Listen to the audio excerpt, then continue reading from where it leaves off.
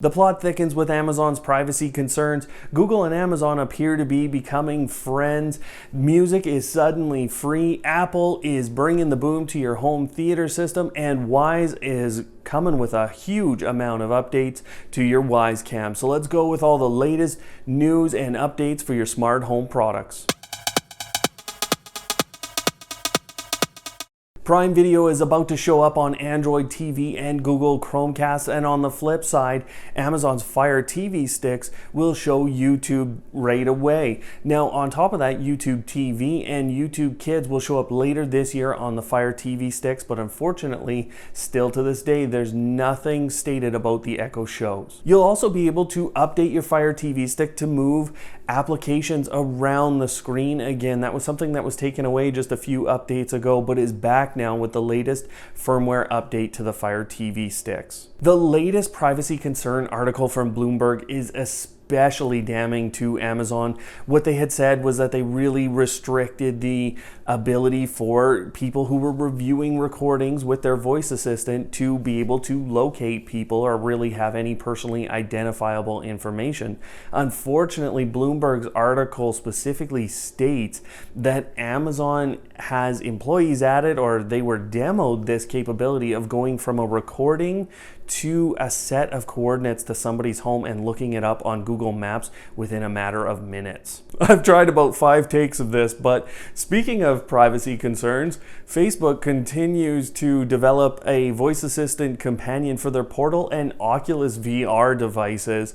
I don't think I'm going to run out and get one of those given the privacy concerns we're already hearing in a number of these companies. I said earlier that suddenly music was free, and this is going to be something that people like and other people don't like, but in general, both Google and Amazon are rolling out ad-supported versions of their music services. So Amazon Music has an ad-supported version, and YouTube Music is being rolled out to the Google devices. Actually, I already had that utilized as I was setting up a new LG Google Assistant speaker here in my home.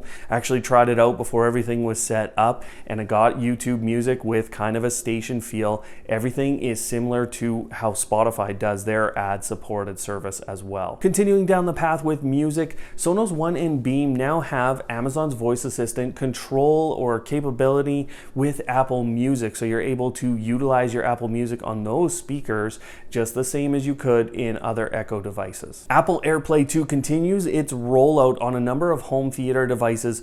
Onkyo, which I have one of their receivers here in my home, and Pioneer have both released major updates to firmware that allow AirPlay 2. Now, one of our subscribers here on the channel actually mentioned that they had one of those Onkyo receivers, and that caused their multi-room Chromecast built-in function here, or multi-room audio, to really struggle. It actually reduced the delay so much through that system that they could no longer get it to synchronize. So maybe think about these firmware updates. If you really want AirPlay 2, go for it, but otherwise maybe hold off a little bit because there's probably some bugs to work out here. Speaking of Apple, their Siri Shortcuts platform is coming to Mac OS. And guys, I know lots of you look at Apple and you think high price, too much, but Siri Shortcuts is something that I truly believe is a major impact waiting to happen to this industry. It might actually get me someday as a PC guy to buy a Mac, and that is saying something because I have never bought one of those things. We continue to see the expansion of Apple's services and their devices even to other platforms. Google Fit's application now on iOS, first of all, it's available, but it also integrates with the Apple Health app, or apps that connect to Apple Health, and the Apple Watch. So now Google Fit is capable of connecting with Wear OS and Apple Watches. Roomba is moving to direct native support at the end of the month here. You'll also find the Rachio, Flow by Moen, Rainbird, and Leak Smart devices getting native support, so that means they can be included in routines on your Google Home devices. The gentle wake up and the gentle sleep routines here with Google Home and Philips Hue are now available in the US, UK, Australia, Canada, India, and Singapore, as long as you're using English. So that was functionality that was announced a little while ago, but you're now capable of actually utilizing that. Arlo has confirmed a new 2 megapixel HD video door camera here that they're producing. No release date yet or price, but we are seeing pictures of it at this point. Your Wyze cams will soon be capable of integrating with Google Home. That's a couple of weeks away. Basically, Wyze has worked through all the bugs. On top of that, they pushed out a firmware update that allows RTSP support for those cameras, and that is something that people have been waiting for and requesting for a long time from Wyze.